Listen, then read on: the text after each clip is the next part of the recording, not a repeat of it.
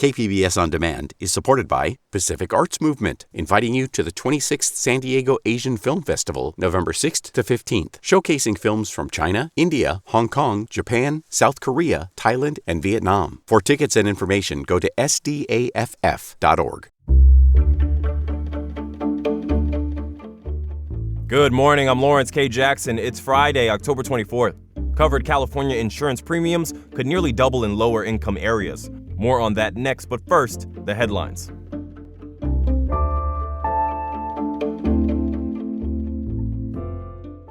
A sleeping cabins project in Lemon Grove is moving forward. The County Board of Supervisors on Tuesday approved moving forward with negotiations to buy the property where the project would be located. It's intended to provide services and shelter for people experiencing homelessness. Alongside 60 sleeping cabins, the property would also have common areas and hygiene facilities. There would also be on-site security and case management workers. If sale goes through, construction could begin next summer. A procession was held yesterday in honor of Lauren Craven. She's a 25-year-old La Mesa police officer who was killed in the line of duty on IE-8 while helping a driver whose car had overturned. Craven is survived by her partner, parents, and was remembered by her colleagues as an officer who always served with compassion for others. The La Mesa Police Officers Association launched an official Fund a Hero campaign, and all proceeds will go directly to Craven's family. The association's goal is to raise $50,000. Poway's new e-bike rules will go into effect late November. Poway City Council gave final approval to the new rules on Tuesday.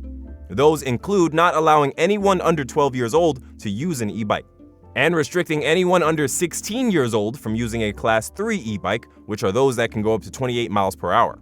Also, all riders under 18 years old are not allowed to transport passengers and must wear a helmet. From KPBS, you're listening to San Diego News Now. Stay with me for more of the local news you need.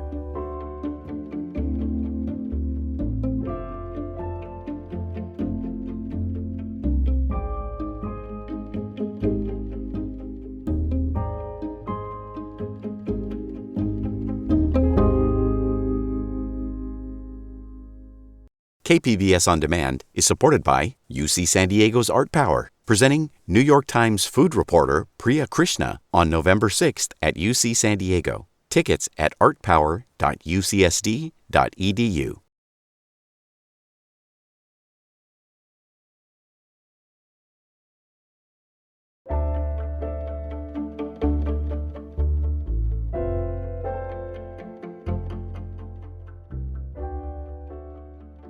Healthcare premiums are set to rise for nearly 150,000 San Diego County residents who are insured through the Affordable Care Act.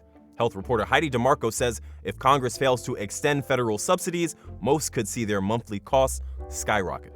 Covered California says about 125,000 San Diegans depend on federal subsidies to make their monthly premiums more affordable. They warn if Congress doesn't extend those subsidies, many of our enrollees will receive much less tax credit, and some of our enrollees will no longer be eligible. Jessica Altman runs Covered California. She says in San Diego County, the average increase is slightly less than the rest of the state. But a 76% cost increase for your health insurance is still astronomical. In higher income areas like La Jolla, premiums could rise around 65%. But in South Bay cities like Chula Vista, increases could effectively double premium costs. Open enrollment begins November 1st. Altman says she estimates about 1 in 4 enrollees will not be able to afford coverage. Heidi DeMarco, KPBS News.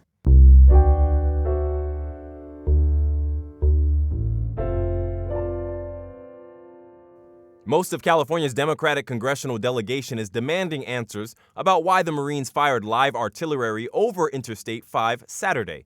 Military reporter Andrew Dyer says they're asking Defense Secretary Pete Hegseth the same questions a lot of people are asking. California lawmakers are asking Defense Secretary Pete Hegseth this week who ordered live fire over the freeway and who decided it was safe. Democratic Representative Mike Levin's district includes Camp Pendleton. Never in my wildest imagination did I expect that they would fire over the freeway. It appears the administration heard safety warnings from the Marine Corps and completely ignored them. The California Highway Patrol says 2 of its vehicles were hit by artillery shrapnel on the 5 during Saturday's event with Hegseth and Vice President J.D. Vance.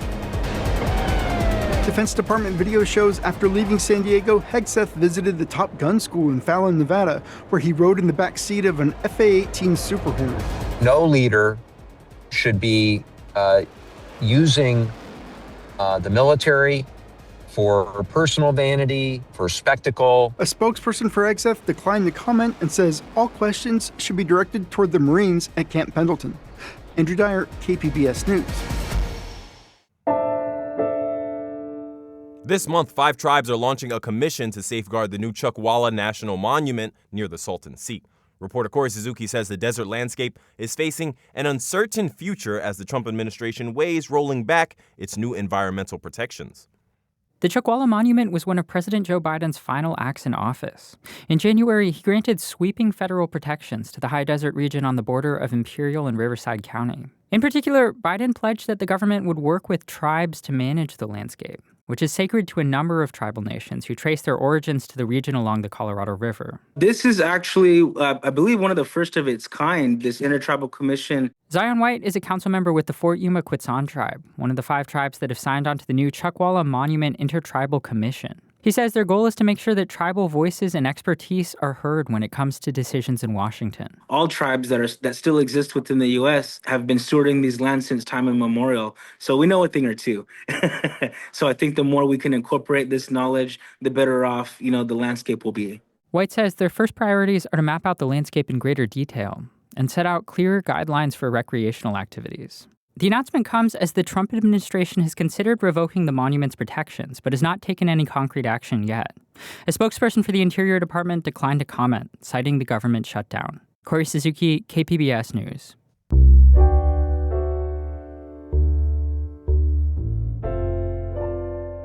Dozens of emergency vehicles were on the runway at McClellan Palomar Airport in Carlsbad yesterday morning.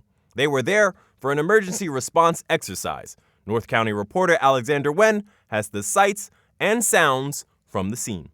A passenger plane has veered off the runway. Debris strewn everywhere. Dozens injured, several dead. So this drill that you see behind you is a testing of that emergency response system. Airport Operations Manager John Otto says it's part of the FAA requirement for commercial airports. Until this year, Palomar hasn't had a commercial flight in more than 10 years. We still perform these drills because it's a part of our 139 certificate. So we practice even though there wasn't a commercial airline here, knowing that one day a commercial airline would return. And return they did. American Airlines returned earlier this year, and United is expected to return next year. We'll be doing this again in 2028. As the saying goes, train for the worst, but hope for the best. Alexander Nguyen, KPBS News. Soccer playoffs are coming to San Diego. Both the top flight men's and women's teams are postseason bound.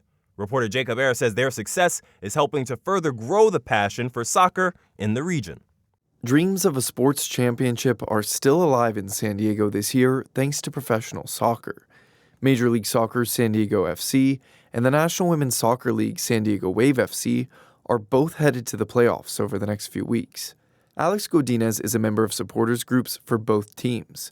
He says having 2 successful soccer teams in town has brought the community together. San Diego was a soccer city even before we had teams.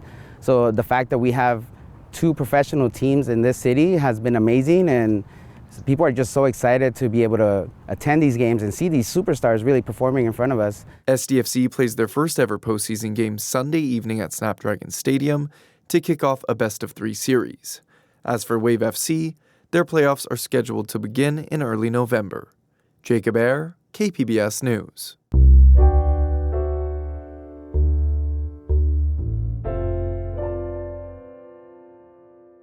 If you don't have tickets to the SDFC playoff game, or even if you do, we have some other weekend events for you to check out. As Halloween approaches and things start getting a bit spookier, tonight from 5 to 9 is Vista Fright Night. In downtown Vista, they'll have trick-or-treating and a costume contest for kids, adults, and even pets. For anyone looking to preserve their inner child while also supporting one of our public libraries, there is Adult Laser Tag. Ditch the kiddos and play laser tag inside the Lakeside Library tonight from 5 to 8 p.m. If you're feeling spooky with a need for some mental and physical release, then maybe Pilates and Pumpkins is for you. That's happening at 5 p.m. Saturday at June Shine in Scripps Ranch. It starts with Pilates, then calms you down with meditation, and then ramps you back up with a happy hour and after party. And for anyone looking to honor a deceased loved one and celebrate their life, happening on Sunday in downtown Oceanside is the 24th annual Dia de los Muertos Festival. It honors the culture, community, and tradition of the holiday and features ofrendas, or altars, to pay your respects and more. No matter what you do, enjoy your weekend. That's it for the podcast today. The podcast this week was edited by Quinn Owen and Brooke Ruth. Andrew Dyer also helped us out on SDNN this week. It was produced and hosted by me, Lawrence K. Jackson. Thanks for listening, and have a great weekend.